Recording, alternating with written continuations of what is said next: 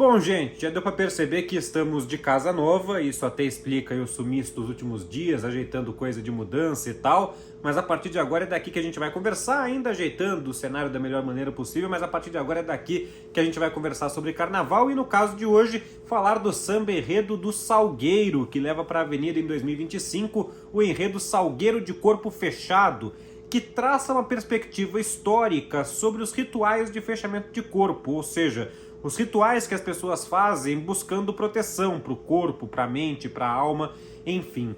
Muito embora o enredo seja um enredo de perspectiva histórica, o samba acaba, em muitos trechos, fazendo mais uma descrição do que é um ritual de fechamento de corpo.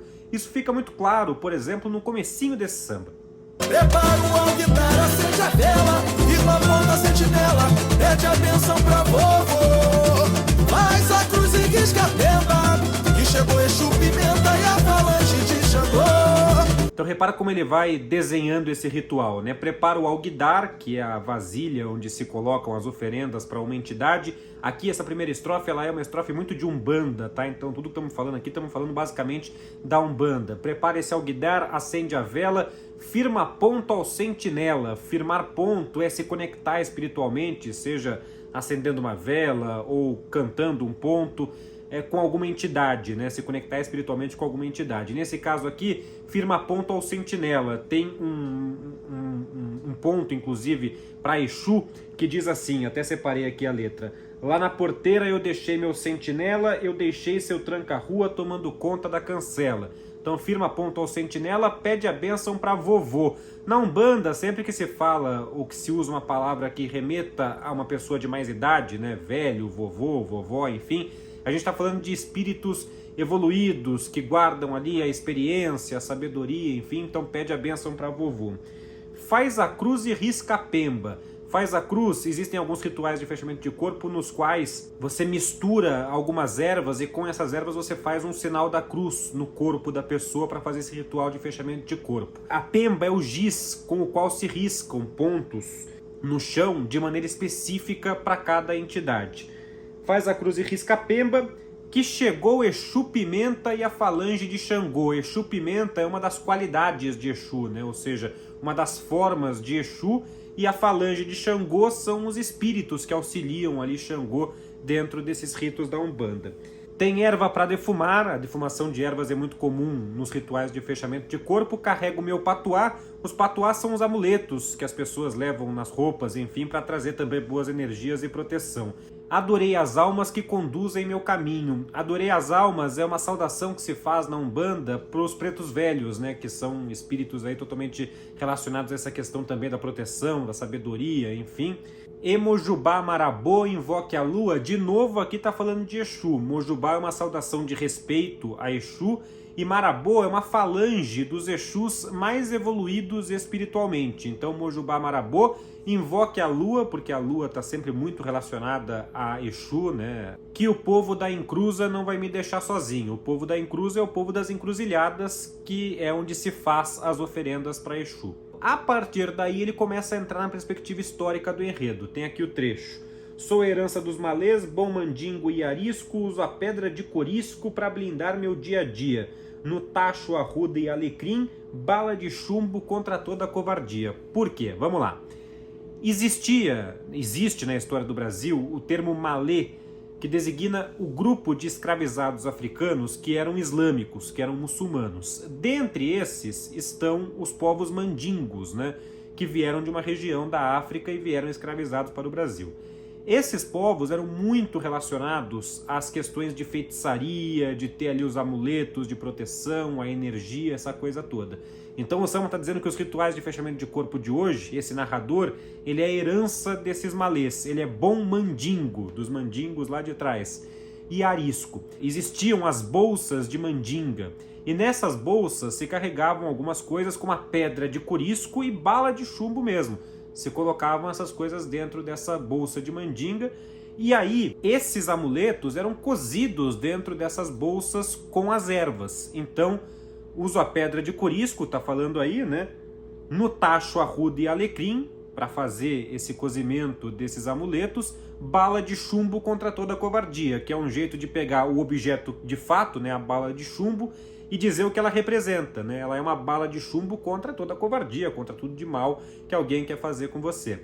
E aí, logo na sequência, tem um trecho que, para quem não está muito ligado dentro do enredo, pode parecer até meio deslocado, né? Que é o refrão do meio. Tem que habita o sertão de Lampião, o cangaceiro feito moreno. Eu vou viver mais de 100 anos no meu salgueiro. Vamos lá, onde é que entra o sertão, os cangaceiros aqui nessa história? Tem um trecho desse enredo que fala sobre a fé dos cangaceiros, do bando de Lampião, que eram muito supersticiosos, carregavam muitos amuletos para espantar o olho gordo e tal.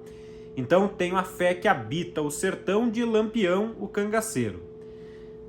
Existia um cangaceiro desse bando chamado Moreno, que era o que melhor dominava essas questões de rituais de fechamento de corpo e tal. O Lampião não acreditava muito nessas coisas, o líder desse bando. A única coisa do Moreno que ele aceitava era carregar um sinete no chapéu que supostamente teria poderes premonitórios. Conta a história que um dia o Lampião devolveu o sinete para o Moreno. E foi justamente depois disso que Lampião morreu, enquanto o Moreno viveu até os 100 anos.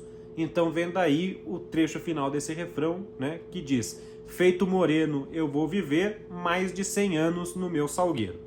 E essa história do cangaço continua no samba até o começo da estrofe seguinte, que diz: sou espinho qual fulô de macambira, olho gordo não me alcança. Por quê? Porque esses cangaceiros do bando de Lampião, eles usavam, junto do corpo, uma estrela de 8 pontas, que era uma referência à flor de macambira, que é uma planta do sertão que é uma planta espinhosa e na qual ninguém tocava. Então esse era um amuleto que eles usavam para afastar os inimigos, né? Então tem aqui: ante o mal a pagelança para curar, sempre há uma reza para salvar.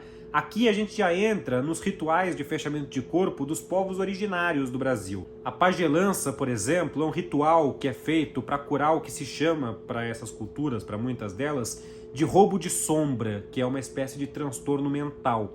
E aí o pajé, que é o líder dessa comunidade, né, ele canta, ele dança, ele trabalha com as ervas para curar. E também tem a questão das rezas, que são feitas aí em várias religiões para resolver problemas dessa ordem também. Então é disso que o samba está falando aqui nesse trecho. O nó desata liberdade pela mata, por quê? Porque da mata vem as ervas que são usadas em muitos rituais, não só da pagelança, mas enfim, vários outros rituais de povos originários, para desatar os nós, né? Que é uma figura aí para ilustrar a questão de resolver os problemas que a gente tem aí ao longo da vida.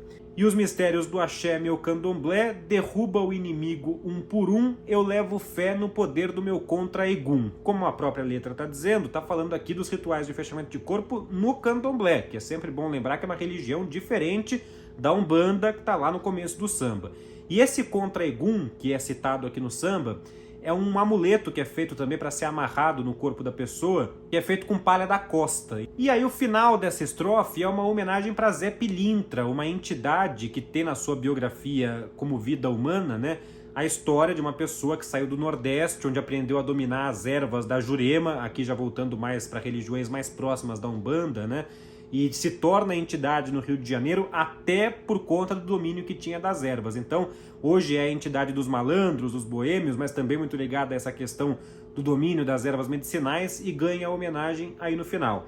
Salve seu Zé que alumia nosso morro, o Morro do Salgueiro, estende o chapéu a quem pede socorro, porque Zé Pilintra, todo mundo já viu, veste o seu chapéu Panamá, o seu terno de linho branco, gravata vermelha, vermelho e branco no linho trajado. Sou eu, malandragem, porque ele é a entidade dos malandros, de corpo fechado. E aí arremata no refrão principal, dizendo que o narrador, né, é macumbeiro, é mandingueiro, é batizado no Gongá, que é o altar das religiões afro-brasileiras. Quem tem medo de quiumba, quiumba são os espíritos obsessores dentro dessas religiões afro-brasileiras, principalmente a Umbanda, não nasceu para demandar. Demandar é o ato de fazer um trabalho que manda energias para outra pessoa. Meu terreiro é a casa da mandinga, né? Então o salgueiro é a casa da mandinga nesse desfile. quem se mete com salgueiro acerta as contas na curimba, que é a expressão musical aí dentro da Umbanda. Assim vem o salgueiro, terceira escola do desfile de segunda-feira de carnaval.